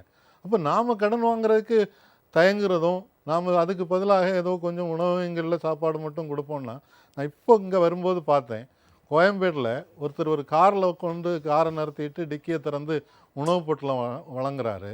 அந்த சுற்று வட்டாரத்தில் எல்லாரும் அடி போட்டு ஓடி வர்றாங்க. ஏன் வர்றாங்க? அப்போ அவங்களுக்கு இருக்கிறது கொடுத்த சலுகை பத்தலைன்றதுனால தானே. வீட்டுக்குள்ளே கிடைச்சது கொடுத்த கொஞ்சம் அரிசியோ பருப்போ அல்லது 1000 ரூபாயோ வந்து அது போதலை. அப்போது கேரளாவையாவது ஒரு மாதிரியாக எடுத்துக்கொண்டு நாம் வந்து அத்தியாவசிய தேவை என்னெல்லாம் இருக்கோ அதெல்லாம் வீடுகளில் கொடுக்கறது என்பது, ஏற்பாடு செய்கிறது தேவை என்பது. அது மட்டும் வெளி மாநிலத்திலேருந்து வந்து இங்கே 2 மாதமாக வேலை இல்லாமல், சம்பளம் இல்லாமல், சாப்பாட்டுக்கே கஷ்டப்பட்டு, சொந்த ஊருக்கு போகிறதுக்கும் பஸ்ஸு ட்ரெயின் இல்லாமல், ரொம்ப உணவுக்கே வழி இல்லாமல் தவிக்கிறாங்க. இன்னொரு காலர் லைனில் இருக்காங்க. வணக்கம், உங்கள் பேர் சொல்லுங்கள், எங்கேருந்து கால் பண்ணுறீங்க? சார் வணக்கம் சார். வணக்கம், உங்கள் பேர் சொல்லுங்கள் சார், எங்கேருந்து கால் பண்ணுறீங்க? சார் மணிகண்டன் சார், புதுக்கோட்டையிலேருந்து கால் பண்ணுறேன் சார். உங்கள் கேள்வி கேளுங்க சார். கண்ணன் சார் இருக்காரு, கேளுங்க. சார் வணக்கம் சார். சார் நான் சொந்தமாக ஒரு மொபைல் கடை வச்சுருக்கேன் sir. Mobile shop? Mobile shop வச்சுருக்கேன் சார். ஓகே. எனக்கு வந்து ஒரு நாளைக்கு வருமானம் 500 ரூபாய் வரும் சார். 1.5 மாசமா வீட்டில் சும்மா தான் சார் இருக்கும். ஓகேங்க. ஏன்னா கவர்மெண்ட் எங்களுக்கு வந்து வெறும் 1000 ரூபாய் கொடுத்துருக்காங்க இது வரையும். ஆ. நாங்கள் வச்சிருந்த முதலீடு எல்லாத்தையுமே இந்த 1.5 மாசத்துல செலவு பண்ணியாச்சு. மறுபடியும் நாங்கள் முதலீடு போட்டு இப்போ மறுபடியும் கடை ஆரம்பிக்கிறதுக்கு எங்களுக்கு ஏதாவது பேங்க் மூலியமா எங்களுக்கு லோன் எதுவும் கிடைக்குமா சார்? உங்களை பொறுத்த வரைக்கும் நீங்கள் வச்சுருக்க மொபைல் ஷாப்புக்காக ஒரு 1000 ருபீஸ் கொடுக்கல. உங்களுடைய ரேஷன் கார்டு அந்த வறுமை கோட்டு கீழே உள்ளே இருக்கீங்க அப்படின்றதுக்காக அந்த 1000 ரூபாய் அளிக்கப்பட்டிருக்கு. ஸோ உங்களுடைய தொழில் சார்ந்த எந்த ஒரு சப்போர்ட்டும் வந்து மத்திய அரசாக இருந்தாலும் மாநில அரசாலும் இது வரைக்கும் செய்யலை. அதற்கான எந்த ஒரு முன்னறிவிப்புகளும் இன்னும் வந்து நமக்கு கான்ஃபிடென்ட்டாக கொடுக்கல. ஸோ உங்களுடைய சேவிங்ஸ் எப்படி இழந்திருக்கீங்களோ அது இழந்தது தான். இதுக்கு முன்னாடி ஏதாவது பேங்க் லோன்ஸ் வாங்கியிருந்தீங்கன்னா நீங்கள் டாப் அப் பண்ணுறதுக்கான வாய்ப்புகள் இருக்குது. அது வந்து ஜென்யூனாக பண்ணியிருந்தீங்க அப்படின்னா அதுக்கான வாய்ப்புகள் இருக்குது. ஏதாவது பேங்க் லோன் வாங்கியிருக்கீங்களா? இல்லைங்க சார் அது மாதிரி எதுவும் வாங்கலாம் சார். இல்லை. ஸோ இனிமேல் தான் நீங்கள் ஃப்ரெஷ்ஷாக போகணும். ஸோ அதுக்கு முன்னாடி உங்களோட இன்கம் டேக்ஸ் ஸ்ட்ரக்சர் எப்படி இருக்குது என்னெல்லாம் பார்ப்பாங்க. ஸோ அது மூலியமாக தான் கிடைக்கும். உங்களை மாதிரி ஒரு தொழில் முனைவோரோட லெவல் வந்து இன்றைக்கி நிறைய பேருக்கு வந்து மிகப்பெரிய கிரிட்டிக்கலான பொசிஷனில் தான் இருக்குது. பட் அரசாங்கம் ஏதாவது மத்திய அரசு இதில் எந்த அளவுக்கு ஒரு ஃபண்டு ஒதுக்கி நமக்கு சப்போர்ட் பண்ண போகிறாங்க அப்படின்ட்டு, ஏன்னா நியர்லி நிறைய க்ரோஸ் ஒதுக்கியிருக்காங்க. பட் எல்லாமே வந்தோன்னா ஆல்ரெடி ஏற்கனவே இருக்க எம்எஸ்எம்இயோ இல்லை மற்ற தொழில்துறைங்களுக்கு டாப் அப் லோனாக தான் கொடுக்குறாங்க. இல்லை சார், அவரோட ஒரு நாள் வருமானமே 500 ரூபாய் தான், மாதமே 15,000. அவர் என்ன டேக்ஸ் கட்ட போகிறாரு? ஸோ சுய உதவி குழுக்கள் இல்லை சிறு கடன் கிடைக்கிறதுக்கு அவருக்கு வாய்ப்பு இருக்கா சார்? என்ன பண்ணலாம் சார் இப்போ சார்? அதாவது இப்போ வந்து உடனடியாக கடன் கிடைக்கிறது கஷ்டம். ஏன்னா பேங்க்ல வந்து லோன் கொடுக்க ஆரம்பிக்கல. அப்புறம் எதுக்கு சார் திறந்து வச்சிருக்காங்க? பேங்க் திறந்து வச்சிருக்கிறது போய் எடுக்க போறாங்க. லோன் கொடுக்கறதுக்கு முடியாது, டாக்குமெண்டேஷன் பண்ண முடியாது பேங்க்ல. இந்த மாதிரி விஷயங்கள் பேங்க்ல பண்ண முடியாத போது எதற்காக பேங்கை திறந்து வைக்கணும்? பணம் தேவைன்னா ஏடிஎம்ல போய் எடுத்துக்க போறாங்க. தேவையில்லைன்றது தான் என்னுடைய கருத்து. ஒரு நாளைக்கு 7 பேர் 8 பேர் 10 பேர் தான் ஒரு பல பிரான்ச்சஸ்ல கஸ்டமர் வர்றாங்க. அவங்களே வந்து இப்போ எல்லாருக்குமே ஏடிஎம் கார்டு இருக்கு. ஸோ ஏடிஎம்ல எடுத்துகிட்டு இருந்தா போதுமா இருக்கும். பட் அரசாங்கம் இதை எப்படி கட்டாயப்படுத்தினாங்கன்னு சொன்னால், இந்த 500 ரூபா கொடுத்தாங்கல்ல, அதை கூட 1500 ரூபா சேர்த்து 3 மாதத்துக்கு ஒரேடியாக கொடுத்துருக்கலாம். இந்த 500 ரூபா கொடுத்ததை வித்ட்ரா பண்ணுறதுக்கு பலர்கிட்டையும் ஏடிஎம் கார்டெல்லாம் பிளாக் ஆகிருக்கும், ஏன்னா அக்கௌண்ட் இன்னாபரேட்டிவ் ஆகிருக்கும். அந்த மாதிரி உள்ளவங்களுக்கெல்லாம் பணம் கொடுக்கறதுன்றதுக்காக சொன்னாங்க. இப்போ அது கண்டினியூ ஆகிட்டே இருக்குது. ஸோ அது இந்த லாக்டவுனுக்கு நேரே எதிர்மறையாகத்தான் இருக்குது. பேங்குக்குன்னு தேடி ஆட்கள் வந்துடுறாங்க, பேங்க் எம்ப்ளாயீஸ் ட்ராவல் பண்ண வேண்டியது இருக்குது. இந்த கடன் பிரச்சனையை பொறுத்தவரையில் நான் என்ன நினைக்கிறேன்னு சொன்னால், அரசாங்கம் ஒரு காலகட்டத்தில் பொருளாதாரம் ரொம்ப மோசமாக இருந்த நேரத்தில் தான் மத்திய அரசு இன்டகிரேட்டட் ரூரல் டெவலப்மெண்ட் ப்ரோக்ராம், ஒருங்கிணைந்த வேலைவாய்ப்பு திட்டம் அப்படின்னு சொல்லி ஒன்று கொண்டு வந்தாங்க. அதில் சிறு கடன்கள், இப்போ நம்ம சிறு குறு தொழில்கள்னு சொல்கிறோம், எம்எஸ்எம்இன்னும் போது அது வந்து 1 கோடி மூலதனம் போட்டிருக்கிறவங்களும் அதில் வந்து குறு தொழில்னு தான் சொல்கிறாங்க. அதுக்கு கீழே வரக்கூடியது இவர் சொன்ன மாதிரி இவங்கெல்லாம் வந்து குடிசை தொழில் மாதிரி தொழில் செய்துட்டு இருக்கக்கூடிய 500 ரூபா வருமானம்னு சொன்னாக்கி அது வந்து இந்த எம்எஸ்எம்இலே வராது. அந்த மாதிரி ஆட்களுக்கு கொடுக்கறதுக்கு ஒரு தனி கடன் திட்டம் இருக்கா சார்? ஏற்கனவே பேங்க்ல சில கடன் திட்டங்கள் இருக்கு. தொழில் முனைவோருக்கான லாக்டவுன் முடிஞ்சிடுச்சு ஃபார் எக்ஸாம்பிள். அதுக்கப்புறம் அவர் பண்ணணும்னா எப்படி அப்ரோச் பண்றது சார்? பக்கத்தில் இருக்கக்கூடிய பேங்க்கில் ஏற்கனவே அக்கௌண்ட் வச்சுருந்தாருனாக்கி அதே பேங்க்குக்கு போகலாம். அவங்கள்ட்ட வந்து இந்த மாதிரி எனக்கு இப்படி ஒரு பிஸ்னஸ் பண்ணிகிட்டு இருக்கிறேன், எனக்கு இவ்வளோ வருமானம் வந்துட்டு இருந்தது, இன்னும் இவ்வளோ வருமானம் மாத வருமானம் வர்றதுக்கு வாய்ப்பு இருக்குது, எனக்கு ஒரு கடன் வேணும்னு சொல்லி கேட்குறதுக்கு வாய்ப்பு இருக்குது. அதுக்கு எந்த கொலாட்ரலும் இல்லாமல் கடன் கொடுப்பதற்கான திட்டங்கள் இருக்குது அரசாங்கம். முத்ரா வங்கி முத்ரா திட்டத்தில் கடன் பெற முடியுமா சார் அவரால்? நிச்சயமாக அவருக்கு வந்து முத்ரா கடனுக்கு எலிஜிபிலிட்டி இருக்குது. ஆனால் முத்ரா கடன் இன்னைக்கு என்ன லெவலில் வந்திருக்குதுன்னு சொன்னால், அது அரசியல் மயமாக்கப்பட்டு ம் இது அந்த 24 மணி நேரத்தில் கடன் வாங்கிக்கிடலாம், ம் 48 மணி நேரத்தில் கடன் வாங்கிக்கிடலாம்லாம் அனௌன்ஸ் பண்ணாங்க. ம் கடைசியில் போய் அங்கே ஒரு இதில் அப்ளை பண்ணி அதுக்கு காசும் கொடுத்து நீங்கள் ஒரு லெட்டர் வாங்கிட்டு போய் பேங்க்கில் போனால் இல்லைங்க இதை வச்செல்லாம் கடன் தர முடியாது அப்படின்னு தான் பேங்க் சொல்லிச்சு. ஏன்னா பேங்க்கில் சில விதிமுறைகள் இருக்குது, அதெல்லாம் பின்பற்றி தான் அவங்க இன்ஸ்பெக்ஷன் பண்ணி பேலன்ஸ் ஷீட்டு பார்த்து அப்படி தான் கடன் கொடுப்பாங்க. முத்ரா கடன் எலிஜிபிலிட்டி இருக்கா அந்த இப்போ நம்மக்கிட்ட பேசின நேருக்குன்னா நிச்சயமாக இருக்கு. Optimistic view is entirely different from reality sir. நீங்கள் ஈஸியாக லோன் கிடச்சிரும் அப்படின்னு சொல்கிறீங்க, அதுலேயும் கஷ்டம் இருக்குன்றீங்க, ஆனால் ஈஸியாக கிடச்சிருன்றீங்க. கடன் பட்டார் நெஞ்சம் போல் கலங்கினான் இலங்கை வேந்தன், பேங்க்கில் கடன் கேட்டு அலைந்தார் நெஞ்சம் போல் கலங்கி கொண்டிருக்க ஒரு கோடீஸ்வரருக்கு கிடைக்குது சார் கோடி கணக்கில். ஒரு சின்ன ஏழை பையன் அவனுக்கு எஜுகேஷன் லோன் கிடைக்க எவ்வளோ கஷ்டம். இதெல்லாம் நிதர்சனம். இன்னொரு காலர் லைனில் இருக்காங்க. வணக்கம், உங்கள் பேர் சொல்லுங்கள், எங்கேருந்து கால் பண்ணுறீங்க? சார் என் பேர் மணிகண்டன் சார், கோயம்புத்தூர்லேருந்து பேசுகிறேன். சொல்லுங்கள் மணிகண்டன், உங்கள் கேள்வி என்ன மணிகண்டன்? சார் நான் ஒரு NBFCயில் லோன் வாங்கியிருந்தேன் சார், கேஷ் பின்னு. என்ன லோன் மணிகண்டன்?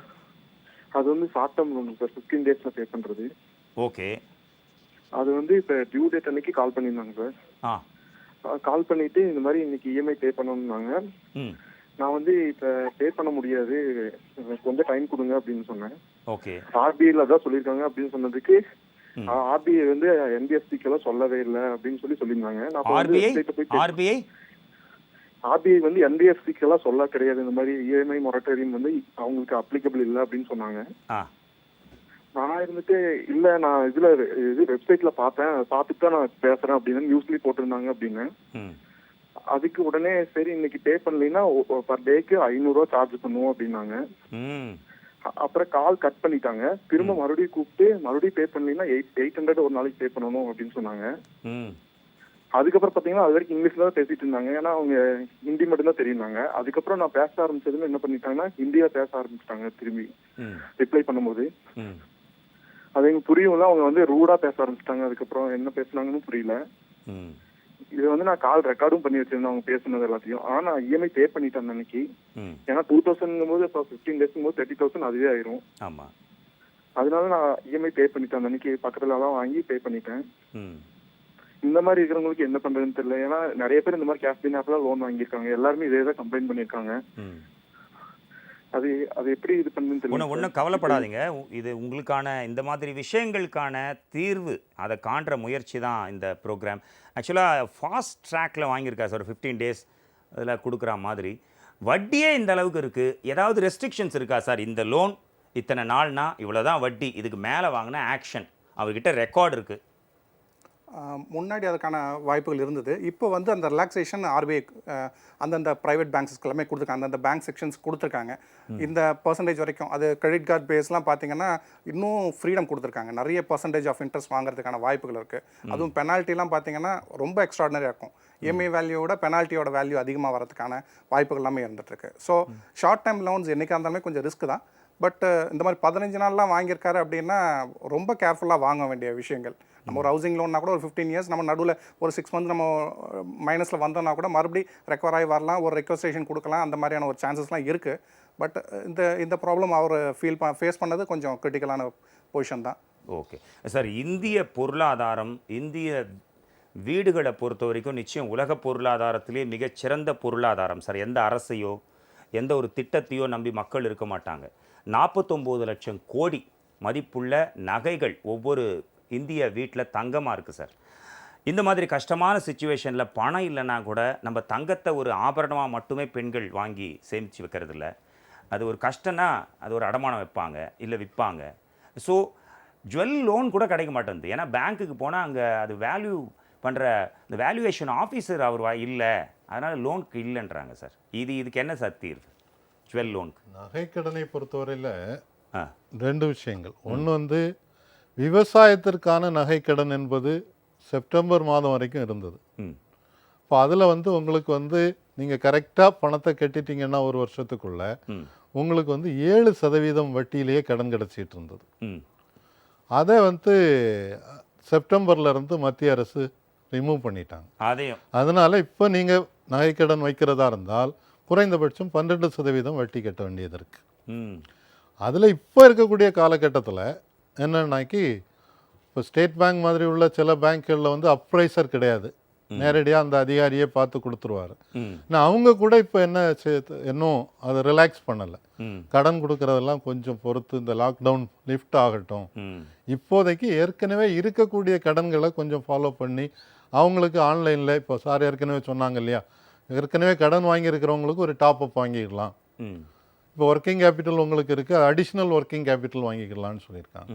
அதே மாதிரி டேர்ம் லோன் வாங்கியிருக்கிறவங்களுக்கு ஒரு அடிஷ்னல் லோன் ஃபெசிலிட்டி கொடுக்கலாம். Sir I couldn't get the logic sir. இப்போ தான் இப்போ வாங்காதவங்களாம் வாங்குவாங்க சார். இப்போ தான் வந்து கடனே வாங்காத கொள்கை இருக்கிறவங்க கூட கஷ்டத்துக்கு வாங்குவாங்க. இப்போ வந்து வாங்கினவங்க வாங்கணும் அப்படின்றீங்க.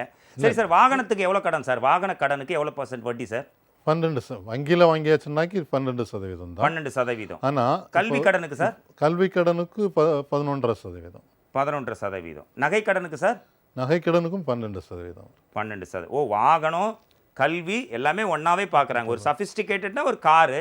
ஆனால் கல்வி கடன் ஒரு ஏழை பையன் இன்ஜினியரிங் படிக்கணும் இல்லை ஒரு டிகிரி படிக்கணும்னா அவனுக்கும் அதே % தான். வா. வீட்டு வசதி கடன் மட்டும்தான் கொஞ்சம் குறைவாக இருக்குது. 9.5% இருக்குது. இப்போ நம்ம கேட்டது வந்து வங்கிகள் அல்லாத நிதி நிறுவனங்கள், நான் பேங்கிங் ஃபினான்ஷியல் கம்பெனி. அவங்க வந்து ரிசர்வ் பேங்கே என்ன பர்மிட் பண்ணியிருக்குன்னு சொன்னால் 24% வரை அவங்க வட்டி வாங்கிக்கலாம். அவங்களும் அந்த நிறுவனம் யார்கிட்ட கடன் வாங்குது? பேங்க்கில் லோன் வாங்குது. ஆமாம். 10%, 12%க்கு வாங்குறாங்க. ஆனால் அவங்க கொடுக்கறது 24% வரைக்கும் கொடுக்குறாங்க. ஸோ அதுதான் சார் சொன்ன மாதிரி இந்த மாதிரி கடன்கள் வாங்கும்போது ரொம்ப யோசித்து வாங்கணும். இதில் அவர் என்ன செய்யலாம்னா, இப்போவும் அவர் கம்ப்ளைண்ட் பண்ணலாம், ரிசர்வ் பேங்க் கம்ப்ளைண்ட் பண்ணலாம், பேங்கிங் ஆம்புட்ஸ்மனுக்கு கம்ப்ளைண்ட் பண்ணலாம், ஸ்டேட் லெவல் பேங்கர்ஸ் கமிட்டிக்கு நிறைய அமைப்புகள் இருக்குது. இமெயிலில் ஒரு கம்ப்ளைண்ட் போட்டு விட்டீங்கன்னு சொன்னால் அதுக்கு ரிமைண்டர் போட்டுக்கிட்டே இருந்தால் ஏதாவது நடவடிக்கை எடுக்கிறதுக்கு சார். வங்கி சம்பந்தமான புகார் தெரிவிக்க ஏதாவது டோல் ஃப்ரீ நம்பர் நேஷனல் லெவலில் இருக்கா சார்?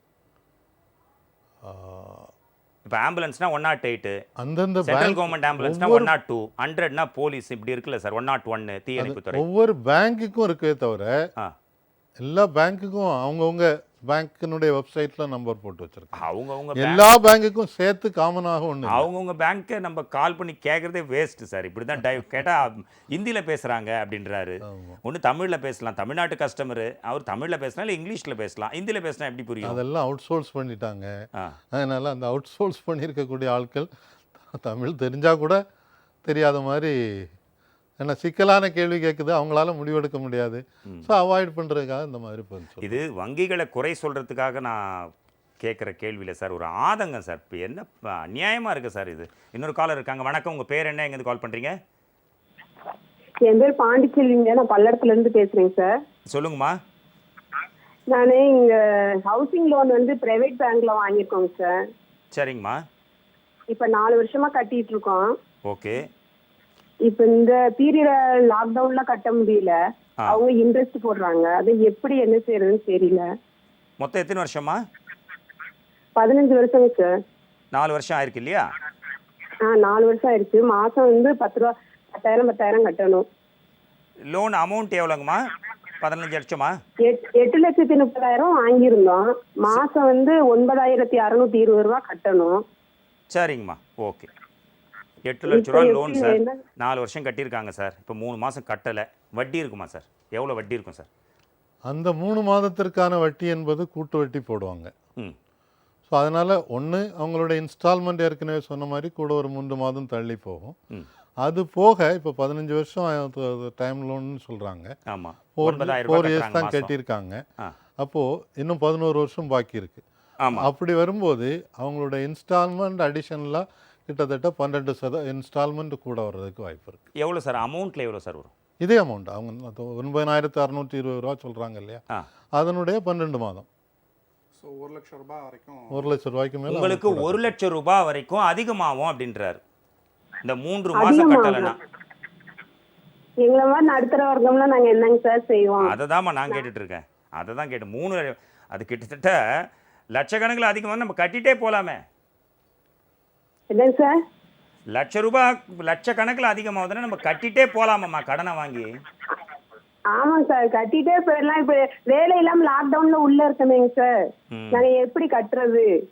இப்போ அரசாங்கம் வந்து உங்களுக்கு அந்த ஒரு ரிலாக்ஸேஷன், ஆர்பிஐ வந்து உங்களுக்கு ஒரு ரிலாக்ஸேஷன் கொடுத்துருக்காங்க. இந்த மாதிரி கிரிட்டிக்கல் சிச்சுவேஷனில் உங்கள் கையில் இருக்க ஃபண்ட்ஸை இஎம்ஐயாக கட்டிடாதீங்க, உங்களுக்கு கூடுதலாக கொஞ்சம் டைம் தரோம், ஒரு 3 மாதங்கள் தரோம் அப்படின்னு சொல்லியிருக்காங்க. இந்த 3 மாதங்கள் நீங்கள் 11 வருடங்களுக்கு அப்புறமா இன்னொரு 3 மாதம் உங்களுக்கு டைம் கிடைக்கும். அதாவது டோட்டல் 15 இயர்ஸில் ஒரு 3 மாதம் கிடைக்கும். பட் இப்போ உங்களோட இப்போ உங்களோட 8 லட்ச ரூபாயில் ஒரு 2 லட்ச ரூபாய் கட்டியிருப்பீங்க, இன்னொரு 6 லட்ச ரூபாய் உங்கள் கையில் தான் இருக்கும், பேங்க்கோட பணம் உங்கள் கையில் இருக்கும். ஸோ அந்த 6 லட்சத்துக்கு உண்டான அமௌண்ட்டாக தான் நீங்கள் கூடுதலாக கட்டுறீங்க. அது இன்னொரு 3 அதாவது 11 வருடங்கள் 3 மாதங்கள் அப்படின்ற மாதிரி கணக்கு எடுத்துக்கணும். இப்போ ஏற்கனவே 15 வருடம் நீங்கள் லோன் எடுத்திருக்கீங்கன்னா 15 வருடம் 3 மாதங்கள் அப்படின்னு கணக்கு எடுத்துக்கணும். அந்த பேசிஸில் தான் கொடுத்துருக்காங்க. ஸோ உங்களுடைய ஃபண்ட்ஸ் இல்லைன்றீங்க, இல்லாத போது கட்டுறதுக்கான வாய்ப்புகள் குறைவுமா. பட் அடிப்படையில் பார்த்தீங்கன்னா இது கம்ப்யூட்டர் ஜென்ரேட்டட் சிஸ்டமாக தான் இருக்கும். நீங்கள் லோனெல்லாம் முடிச்சு கடைசியில் போகிறச்சே கூடுதலாக நீங்கள் ஒரு 50,000 கட்டுங்க, 1 லட்சம் கட்டுங்க அப்படின்னா அன்றைக்கி தேதியில் நம்ம கட்டி தான் ஆகணும். ஏன்னா ஆல்மோஸ்ட் எல்லாம் முடிச்சிட்டோம், உங்களோட சொத்து மதிப்பு அன்றைக்கி தேதியில் ஒரு 2 கோடி ரூபாய் மதிப்பு இருக்குன்னு வச்சுக்கோங்களேன். ஸோ அந்த சூழலில் என்ன நினைப்போம் அப்படின்னா கட்டிட்டு தான் வெளில வரணும் அப்படின்ட்டு. இது வந்து ஒரு லாக்கிங் சிஸ்டம் மாதிரி தான், நம்மளை இதை விட்டு வெளில வர முடியாது. இது வந்து ஒரு பாதிப்பானா கண்டிப்பாக பாதிப்பு தான். பட் இன்றைக்கி இருக்க சூழலுக்கு இந்த இதை வந்து விட்டுட்டு போகிறதுக்கான வாய்ப்புகள் இல்லை. ஒரு சக மனிதனாக பேசிகிட்டு இருக்கமா இது. சொல்லுங்க சார், ஏதோ சொல்ல வந்தீங்க. இதில் ஒரு முக்கியமான விஷயம் இருக்குது. இந்த காலகட்டத்தில் வங்கிகளுடைய கடனுக்கான வட்டி விகிதம் குறைக்கப்பட்டிருக்கிறது. எவ்வளோ சார் குறைக்கப்பட்டிருக்கு? ஒரு 1.5% வரைக்கும் குறைச்சிருக்காங்க. அதாவது 12%ன்றது 10.5% ஆயிருக்கும். இப்போ இப்போ அவங்க சொன்ன ஹவுசிங் லோனுக்கும் அட்லீஸ்ட் ஒரு 1% இன்ட்ரெஸ்ட் குறைஞ்சிருக்கும். அதை அந்த பேங்க் வந்து இம்ப்ளிமெண்ட் பண்ணுறாங்களான்றது அவங்க அக்கௌண்ட்டில் இந்த லிஃப்ட்டுக்கு புற போய் செக் பண்ணணும். அந்த இன்ட்ரெஸ்ட்டை மாற்றிட்டாங்கன்னு சொன்னால் இவங்களுக்கு இந்த 3 மாதத்துக்கான கூட்டு வட்டின்றது அதில் காம்பன்சேட் ஆயிரும், எக்ஸ்ட்ரா கட்டுறதுக்கு தேவைப்படாது. அம்மா சொன்னது புரிஞ்சுதாம்மா உங்களுக்கு? ஒன்றும் புரியலைங்க சார். அதாவது அவங்க சொன்னதோட சாராம்சம் என்னன்னாமா, நீங்கள் வந்து 8,30,000 ரூபாய் லோன் வாங்கியிருக்கீங்க இல்லையா? ஆமாங்க சார். இப்போ ஒரு 2 லட்சம் ரூபாய் கட்டியிருக்கீங்க இந்த 4 வருஷத்துல. ஆமாங்க சார். மிச்சம் ஒரு 6,30,000 ரூபாய் இருக்கு இல்லையா? ஆமாங்க சார். அசல் அந்த 6,30,000 ரூபாய்க்கு 3 மாதம் வட்டி 10.5%. அது கிட்டத்தட்ட லட்சம் ரூபாய்க்கு மேலே ஆகுமா? ஓ, அப்போ நாங்கள் கட்டித்தான் ஆகணும். கட்டி தான் ஆகணுமா, இல்லாட்டி டாக்குமெண்ட் உங்களுக்கு ரிலீஸ் ஆகாதுமா, உங்கள் வீடாகாது, பேங்க்லேயே இருக்குமா.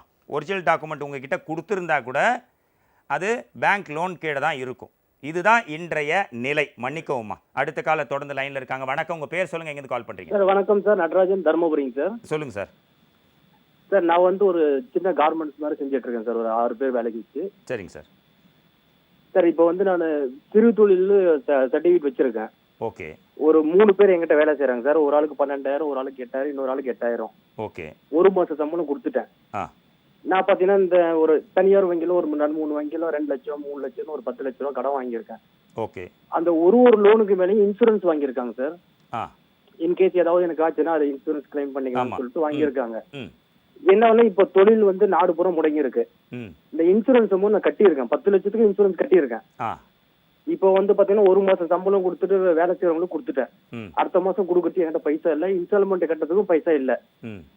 இந்த சூழ்நிலை என்ன பண்ண முடியும்? இப்போ வந்து அந்த இன்சூரன்ஸ் கம்பெனிக்காரங்க நான் கான்டாக்ட் பண்ணா இந்த இப்ப 3 மாசம் இஎம்ஐ அந்த லோன் அமௌண்ட்ல இருந்து எடுத்துக்குவாங்களா? இல்ல இன்சூரன்ஸ்ன்றது இன்சூரன்ஸ் அமௌண்ட்ன்றது வந்து ஒரு செக்யூர் தான் சார். இல்ல தெளிவா சொல்லுவார் சார். சொல்லுங்க சார். அதாவது 2 விதமான இன்சூரன்ஸ் இருக்கு. ஒன்று வந்து நீங்க ஒரு தொழில் செய்றீங்க, அந்த தொழிலில் இருக்கக்கூடிய உங்கள்கிட்ட இருக்கக்கூடிய அசெட், நீங்க வச்சிருக்கக்கூடிய இயந்திரங்கள், அதை இன்சூரன்ஸ் பண்றது. இன்னொன்று வந்து credit guarantee scheme for small medium and micro என்டர்பிரைசஸ்ன்னு ஒரு ஸ்கீம் இருக்கு. இல்ல இது அவருக்கான, அதாவது ஒரு எக்ஸ் வாங்கியிருக்காரு, அந்த எக்ஸுக்கு ஏதாவது ஆச்சுனான்னு ஒரு விஷயம் இல்லையா அந்த இன்சூரன்ஸ்? அது நீங்க சொல்றது 3வது. தனிநபர் இண்டிவிஜுவலா அவருக்கு ஏதாவது ஆச்சுன்னு சொன்னாக்கி நீங்க அந்த கடன் திருப்பி கட்ட வேண்டியதில்லை. இல்லை சார், கடன் வாங்கியிருக்கார் சார் அவரு. இப்போ கடன் வாங்கியிருக்காரு, டியூ கட்ட முடியல. கடன் வாங்கும் போது கடன் வாங்கினவர் பேரில் ஒரு இன்சூரன்ஸ் போடுவாங்களே, கடன் வாங்கினவருக்கு ஏதாவது ஆச்சுன்னா யார் கட்டுவான்னு? பேங்க். அந்த இன்சூரன்ஸ். ஸோ அதை வச்சு டியூ கட்ட முடியுமான்னு கேட்குறாரு. பாமரத்தனமாக தான் இருக்கு. அது வந்து ஒரு துரதிர்ஷ்டவசமாக ஒருத்தருக்கு இறப்பு வந்தாச்சுன்னாக்கி அதுக்கானது. பட் அவர் கேட்குற இன்சூரன்ஸ் நான் புரிஞ்சுக்கிட்டது என்னன்னா இந்த சிஜிஎம்டிஎஸ்சி ஸ்கீம்னு ஒன்று இருக்கு. என்ன இன்சூரன்ஸ் சார்? நீங்க எதை பத்தி பேசுறீங்க? ஒரு HDFC பேங்க்ல ஒரு லோன் வாங்கியிருக்கேன் சார், பர்சனல் லோனு. சரி. அதுக்கு மேல செல்ஃப் ஷூரிட்டின்னு சொல்லிட்டு அந்த இப்போ 2,63,000 நான் வாங்கியிருக்கேன்னா அந்த 2,63,000க்கு ஒரு இன்சூரன்ஸ் அமௌண்ட் முதல்ல எடுத்துடுறாங்க. அதான் உங்க பேர்ல போட்டிருப்பாங்க, உங்களுக்கு ஏதாவது ஒரு ஆமா எக்ஸுக்கு சார், ஏதாவது என்னுடைய ஆச்சு? பேர்ல தான் சார். இப்ப அதுதான், தொழில் அதுதான் பேர்ல சார். சார் என்னுடைய பேர்ல வாங்கி தான் நான் பண்ணிட்டு இருக்கேன். புரியுது புரியுது இப்ப நான் புரியுது. வந்து அந்த அதுதான் தொழில் சொல்றாரு, கேட்டுங்க ப்ளீஸ். அது வந்து துரதிர்ஷ்டவசமாக உங்களுக்கு உயிரிழப்பு வந்தால் ஒரு எக்ஸுக்கு அதுக்கு தான் யாருனாலும் அந்த போட்டிருக்கிறது.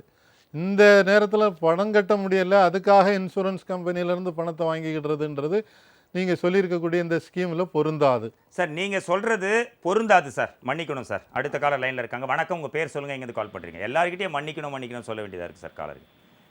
வணக்கம், உங்கள் பேர் சொல்லுங்கள். சார் வணக்கம் சார். வணக்கம் சார், உங்கள் பேர் சொல்லுங்கள் சார்.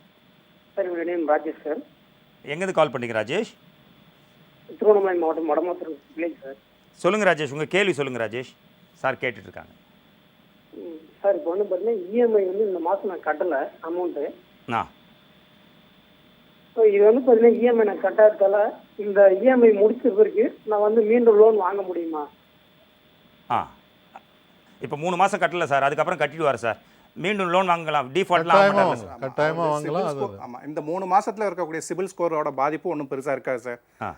பட் அதுக்கப்புறம் இருக்கிற பீரியட் அவர் அதுக்கப்புறம் ஒரு 2 வருஷம் பெருசா இருக்காதா? இருக்கவே இருக்காதா? இருக்காது சார், இருக்கவே இருக்காது. அதுதான் வந்து ஆர்பிஐ வந்து இன்ஸ்ட்ரக்ஷன் கொடுத்துருக்கிறது.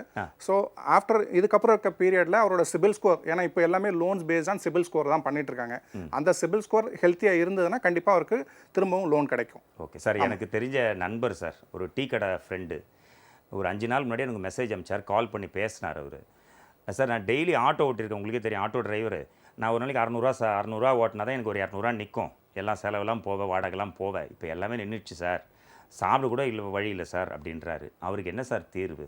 மகளிர் சுய உதவி குழுக்கள் மாதிரி ஆட்டோ ஓட்டுநர்களுக்கும் அன்றாட பூ விற்கிறவங்க இவங்களுக்கு ஏதாவது வாய்ப்பு இருக்கா சார், ஒரு சின்ன லோன் மாதிரி கிடைக்கும்? இதுக்கான ஆக்சுவலாக வீக்கர் செக்ஷனுக்கான கடன்னு சொல்லி ஒரு கடன் திட்டம் இருக்குது. அதை இன்றைக்கு அரசாங்கம் கண்காணிக்கலை. மொத்த கடன் பேங்க் கொடுக்கக்கூடிய மொத்த கடனில் 1% கடன் இந்த மாதிரி வீக்கர் செக்ஷனுக்கு 4% சிம்பிள் இன்ட்ரெஸ்ட்டில் கொடுக்கணும்னு விதிமுறை. ஆனால் அதை எந்த பேங்க்கும் அமுல்படுத்தலை. அதை கண்காணிக்க வேண்டியது அந்தந்த அரசாங்கம். மத்திய அரசும் ரிசர்வ் பேங்க்கும் மாநில அரசுக்கும் அதில் பொறுப்பு இருக்குது. ஏன்னா அவங்க அந்த கமிட்டியில் இருக்காங்க. ஆனால் அவங்க யாரும் அந்த கடன் கொடுக்கப்படுதான்னு பார்க்கல. ஏன்னா இப்போ இந்த சமீபத்தில் ஒரு 10 வருட காலங்களில் பார்த்தீங்கன்னு சொன்னால், குறிப்பாக 10 இல்லை 92க்கு பிறகு பார்த்தீங்கன்னா சிறு கடன்கள் குறைந்துகிட்டே வருது, பெரிய கடன்கள் கூடிகிட்டே போகுது. அதுக்கு காரணம் என்னென்னா வங்கிகளுடைய ஆள் குறைப்பு. இப்போது நானே 3 பேங்க்கில் பிரான்ச் மேனேஜராக இருந்திருக்கிறேன். எனக்கு ஒரு டார்கெட் கொடுக்குறாங்க, இந்த வருஷத்துக்கு நீங்கள் வந்து 100 கோடி கடன் கொடுக்கணும். எனக்கு இருக்கிற ஸ்டாஃப் வந்து குறைஞ்சிக்கிட்டே போகிறாங்கன்னும் போது நான் என்ன செய்கிறேன், சின்ன சின்ன கடனுக்காக 1 லட்சம் 2 லட்சம் வாரத்துக்கு வர்றதுக்கு பதிலாக 1 கோடி வர்றவங்களுக்கு கொடுக்குறது ஈஸியாக போகுது. ஒரே வேலை தான், ஃபாலோ பண்ணுறது ஈஸி. ஸோ இப்படி பார்த்தீங்கன்னு சொன்னால் ரிசர்வ் பேங்க் கட்டாமல் போகிறது.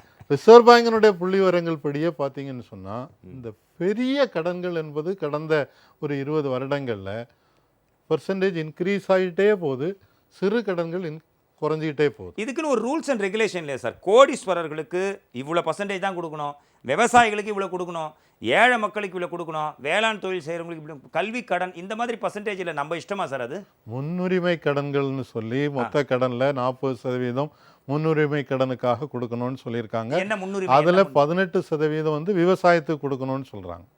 ஆனால் இதில் ரிசர்வ் பேங்க் படிப்படியாக கொண்டு வந்த மாற்றத்தின் காரணமாக நீங்கள் இன்னைக்கு விவசாய கடன்ன்றது ஒரு விவசாயத்துக்காக பொருட்களை ப்ராசஸ் பண்ணுவாங்க. சரி, ஒரு மேங்கோ பல்ப் இண்டஸ்ட்ரி 20 கோடி 30 கோடி போட்டு கூட செய்வாங்க, அதுவும் விவசாய கடன் தான். மாம்பழச்சாறு ஃபேக்ட்ரி. ஆமாம். நீங்கள் கடலை போடுறதுக்காக 1 ஏக்கரில் போடுறதுக்காக கேட்டிங்கன்னாக்கி அதுவும் விவசாய கடன் தான். அப்போ பேங்க் என்ன செய்யுது, பெரிய கடன் கொடுக்கறது ஈஸின்னு அவங்களுக்கு கொடுத்துட்றாங்க, மொத்த டார்கெட் அச்சீவ் பண்ணிடுறாங்க. அதே நேரத்தில் இந்த சிறு கடன்களுக்கு கட்டாயம் என்பதை அரசாங்கமும் ரிசர்வ் பேங்கும் சேர்ந்து முடிவு பண்ணி முன்னால் அதை ஸ்ட்ரிக்டாக அமுல்படுத்த. அதாவது 500 கோடி கடன் கேட்டு மாம்பழ தொழிற்சாலை ஆரம்பிக்கும் பொழுது ஒரு கோடீஸ்வரர் தான் ஆரம்பிக்க முடியும், அதுவும் விவசாய கடன் தான். ஒரு 5 லட்ச ரூபா கேட்டு 5 ஏக்கரில் பயிர் போடனாலும் அதுவும் விவசாயம் தான். என்ன ஒரு இன்னொரு காலர் லைனில் இருக்காங்க. வணக்கம், உங்கள் பேர் சொல்லுங்கள், எங்கேருந்து கால் பண்ணுறீங்க? வணக்கம், நீங்கள் லைனில் இருக்கீங்க, உங்கள் பேர் சொல்லுங்கள். தானே சார்? வணக்கம் சார், உங்கள் பேர் சொல்லுங்கள் சார். சார் என் பேர் பிரகாஷ். ஆ நான் பள்ளிக்கல்லேருந்து பேசிகிட்டு இருக்கேன். சொல்லுங்கள் சார், உங்கள் கேள்வி என்ன சார்? சார் நம்ம வந்து பார்த்தீங்கன்னா பிஸ்னஸ் பண்ணிட்டு இருக்கோம். ஆ பிஸ்னஸ் பண்ணிட்டு லோன் வந்து பர்சனல் லோனு, நம்ம ஹவுசிங் லோன்லாம் வச்சு நிறைய லோன் வாங்கியிருக்கோம். 10 லோன் மேலே கட்டிட்டு இருக்கோம் சரி மாதம். ம் இப்போ வந்து பார்த்தீங்கன்னா ரெண்ட் எல்லாம் வாங்க வேணாம்னு சொல்லிட்டாங்க கவர்மெண்ட்டு. சரி நம்மளும் அதனால ரெண்ட் எல்லாம் வாங்கலை. ஆ ரெண்டாவது நம்மக்கிட்ட கிட்டத்தட்ட ஒரு 100 பேர்கிட்ட ஒர்க் பண்ணுறாங்க. ஆ 100 பேர் ஒர்க் பண்ணுறதுக்கு சேலரி கொடுக்கணுன்னாங்க. நம்ம அதுவும் லாஸ்ட் மந்த் கொடுத்தாச்சு. ஆ ஓகே, இப்போ என்னன்னா இப்போ எங்களுக்கு ரெண்டெல்லாம் வந்து ரிட்டர்ன் எங்களுக்கு 1 வருஷம் பொறுத்தால 3 மாதம் பொறுத்த தர போகிறது கிடையாது. ம் ரெண்டாவது வந்து பார்த்தீங்கன்னா நம்ம சேலரி கொடுத்தது ரிட்டர்ன் நம்ம வந்து ரிட்டர்ன் அதுக்கப்புறம் எடுக்கவும் முடியாது. ம் பிஸ்னஸும் இன்னும் ஒரு 6 மாதத்துக்கு ம் என்ன பண்ண போறோம்னு தெரியல.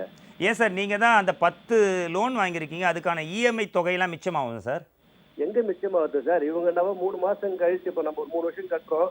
3 வருஷம் பொறுத்து அது 30 திருப்பி 33 வருஷம் கட்டிட்டு வேணா பரவாயில்ல. ம் இதுக்கு தான் இன்ட்ரெஸ்ட் போடுறாங்க. இன்ட்ரெஸ்ட் போட்டால் அப்போ என்ன நம்ம எப்படி சம்பாதிச்சு கட்ட முடியும்? நம்ம தான் ஏற்கனவே லாக்கில் தானே இருக்கோம்.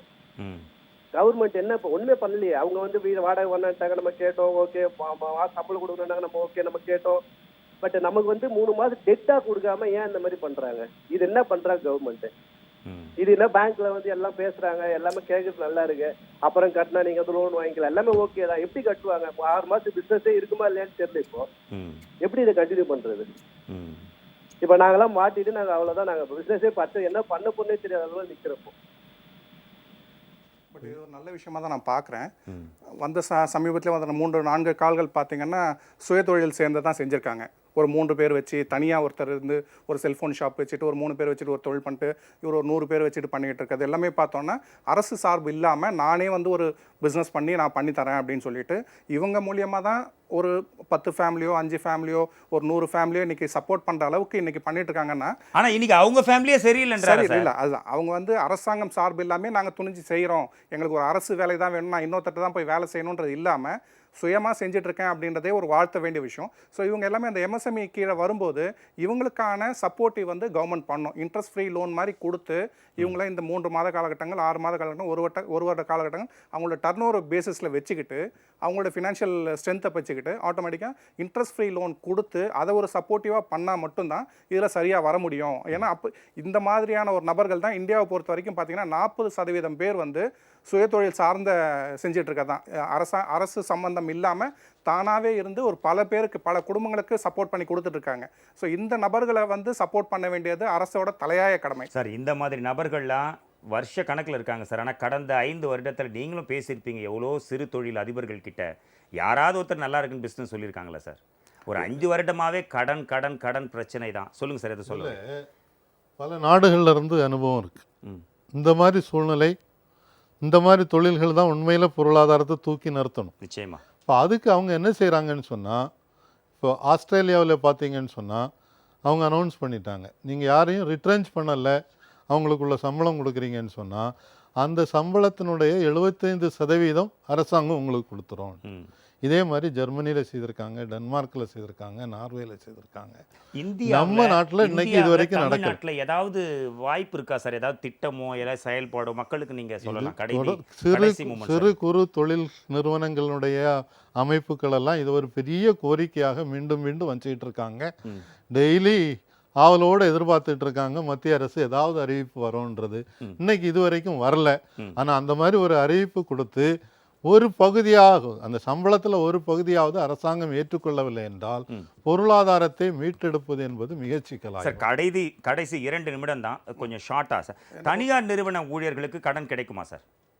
தாராளமாக கிடைக்கும். இந்த சிச்சுவேஷன் கிடைக்கும். அவங்க சேலரி பேஸ் பண்ணி தாராளமாக எல்லாருக்குமே லோன் கிடைக்கும். ஜீரோ பேலன்ஸ் இருக்குது சார். இப்போ ஜீரோ பேலன்ஸ் அக்கௌண்ட் இருக்கும். இன்கேஸ் 5000 ரூபா அக்கௌண்ட்டில் பேலன்ஸ் இருக்கணும்னு ஒரு அக்கௌண்ட் இருக்கும். இப்போ 5000 ரூபா பேலன்ஸ் இருக்கணும். இல்லை அவர் எடுத்துட்டார் இந்த டைமில், அதுக்கு ஏதாவது டிஃபால்ட் இன்ட்ரெஸ்ட்டோ இல்லை பிடித்தமோ செய்வாங்களா சார் இந்த சமயத்தில்? இந்த சமயத்தில் அவங்க என்ன சொல்லியிருக்காங்கன்னா, அந்த ஜன்தன் அக்கௌண்ட் மாதிரி உள்ள அக்கௌண்ட்டில் மினிமம் பேலன்ஸ் வந்து வைக்க வேண்டிய அவசியம் இல்லைன்னு சொல்லியிருக்காங்க. சிறு குறு தொழில் செய்கிறவங்க முன்னாடியே லோன் வாங்கியிருப்பாங்க. அவங்க இப்போ ஃபியூச்சரில் வாங்குறதுக்கு வாய்ப்பு இருக்கா சார் இந்த கொரோனா இந்த லாக்டவுன்லாம் முடிஞ்ச அப்புறம்? அது அரசாங்கமும் ரிசர்வ் பேங்க் கொடுக்கக்கூடிய அறிவிப்பின் அடிப்படையில் தான் இருக்கு. அந்த அறிவிப்புக்காக தான் காத்துட்டு இருக்கு. ஜிஎஸ்டிக்கு ஏதாவது தள்ளுபடி இருக்கா சார் இந்த சமயத்தில்? அது கோரிக்கையாக இருக்கே தவிர இது வரைக்கும் தள்ளுபடி செய்யலை. கட்டாயமாக செய்யணும். சிறு குறு சிறு குறு தொழில்களுக்கு கண்டிப்பாக லோன் கொடுப்பாங்க. ஏன்னா அவங்க தான் வந்து இந்தியாவோட பேக் போன். எஃப்எம்சிஜி இண்டஸ்ட்ரியெலாம் இருக்குது. ஸோ அதெல்லாமே வந்து இன்றைக்கி மிகப்பெரிய சப்போர்ட் பண்ணிகிட்டு இருக்காங்க. ஏன்னா இன்றைக்கி மளிகை கடைலாம் ரன் ஆகிட்டு இருக்கிறது எல்லாமே த்ரூ பேஸ்ட் ஆன் எஃப்எம்சிஜி. ஏன்னா அவங்க தான் இந்தியாவோட 30% இன்கம்மை கொடுத்துட்ருக்காங்க அரசாங்கத்துக்கு. ஸோ அந்த இது எல்லாமே பார்த்திங்கன்னா அவங்கள வந்து டெவலப் பண்ணி கொடுத்தா மட்டும்தான் அது சர்வே ஆகும். அப்படி இல்லைன்னா இன்றைக்கி என்னோட கால்குலேஷன் படி பார்த்திங்கன்னா 2 இயர்ஸ் பிஃபோர் வரைக்கும் பார்த்திங்கன்னா 6 கோடி மக்கள் வந்து வேலை இல்லாமல் இருக்காங்க அப்படின்ட்டு. அரசாங்கம் சப்போர்ட் பண்ணலை அப்படின்னா இது 14 கோடி லெவல் வரைக்கும் வரதுக்கான இன்னும் 2 வருடங்களுக்குள்ளே பார்த்திங்கன்னா 14 கோடி மக்கள் வந்து வேலை இல்லாமல், அதாவது வருடம் முழுவதும் வேலை இல்லாமல் இருக்கிறதுக்கான ஒரு சூழல் வரும். ஸோ அரசாங்கம் இன்றைக்கே அதை சப்போர்ட் பண்ணி ஃப்ரீயாக விட்டுறக்கூடாது. ஏன்னா ஆல்ரெடி வந்து ஜிஎஸ்டி இம்ப்ளிமெண்ட் பண்ண பீரியடில் பார்த்தீங்கன்னா டிமானிட்டைசேஷன்லேருந்து இப்போ லாஸ்ட் பீரியட் வரைக்கும் பார்த்தீங்கன்னா நியர்லி 1 லட்சம் குறு தொழில்கள், சிறு தொழில்கள் எல்லாமே மூடப்பட்டிருக்கு. சின்ன சின்ன இண்டஸ்ட்ரீஸ் எல்லாமே மூடப்பட்டிருக்கு. அதை ரிவோக் பண்ணுறதுக்கான வாய்ப்பே கொடுக்கல. மறுபடியும் இன்னும் கேர்லெஸ்ஸாகவே இருந்துட்டு இருந்தோம் அப்படின்னு பார்த்தீங்கன்னா மிகப்பெரிய ஒரு பொருளாதார பின்னடைவை எதிர்பார்க்கும். அரசாங்கம் இன்றைக்கி வந்து இவங்க சப்போர்ட் பண்ணுமா நினச்சிட்டு சப்போர்ட் பண்ணாமல் இருந்தாங்கன்னா இவங்க தான் வந்து கவர்மெண்ட்டுக்கு டேக்ஸ் சப்போர்ட்டிங் பண்ணி கொடுக்குறாங்க. அடுத்த 4 வருடங்களுக்கு டேக்ஸ் சப்போர்ட்டிங் பண்ணவே மாட்டாங்க. ஸோ அது வந்து பேக் ஃபயராக தான் அரசாங்கத்துக்கு வந்து நிற்கும். அதாவது கொரோனா அப்படின்றதே ஒரு பயங்கரமான விஷயம். ஆனால் அந்த கொரோனாவை விட ஒரு தனி மனித பொருளாதாரம் மீண்டு வர்றது அதை விட அதீத பயங்கரமாக இருக்குது. லோன் கட்ட முடியாமல் இருக்கிறது, இஎம்ஐ கட்டலாமா, கட்டலைனா இந்த அளவுக்கு லோனா, இந்த மாதிரி வங்கிகளோட நெருக்கடி, இந்த மாதிரி பல்வேறு விஷயங்கள் கேள்விகள் மட்டும் இல்லை, அது நேயர்களோட கஷ்டங்கள். நிச்சயம் இந்த சமயத்தில் வந்து இந்த நேயர்களுக்கு ஒரு ஆறுதலாக பதில் சொன்னீங்க. நேயர்கள் சார்பாகவும் எங்கள் ஹோல் டீம் சார்பாகவும் நன்றி. Thanks a lot sir. அதாவது கிட்டத்தட்ட 7 கோடி மக்கள் வேலை இல்லாமல் இருக்காங்க. ஆனால் இன்னும் ஒரு 2 வருடத்தில் 14 கோடி மக்கள் செய்யறதுக்கு வேலையே இல்லாமல் இருப்பாங்க அப்படின்னு சொன்னார். அது மட்டும் இல்லை, இந்தியா 2020 இல்லை, இப்போ 2000 இருக்கு. 20 வருடங்கள் பின்தங்கி இருக்கிறது. இந்த பொருளாதார பின்னடைவு மீண்டு வர வேண்டும். 2020 இந்தியா வல்லரசாகுன்னு சொன்னாங்க. அது எப்போ நடக்க போகுது? அந்த கனவோட மீண்டும் சந்திப்போம். அதுவரை நல்லதே நடக்கும். நன்றி, வணக்கம். நான் மோகன்ராஜ். தேங்க்யூ.